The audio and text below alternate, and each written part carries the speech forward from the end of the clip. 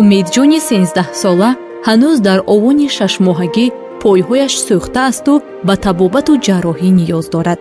бинобар маълумоти табибон барои сиҳатёбии ӯ мебояд 3 марҳилаи ҷарроҳӣ гузаронида шавад. оилаи онҳо бинобар шароити номусоиди зиндагӣ имкони пардохти ҷарроҳиро надоранд. аз ин рӯ ба ташкилоти ҷамъиятии дунёи меҳр муроҷиат намуданд. ташкилоти мазкур тасмим гирифтааст тавассути қуттиҳои хайриявӣ ва ҳамёни мобилӣ барои ҷарроҳии Умедҷон маблағи заруриро ҷамъоварӣ намояд.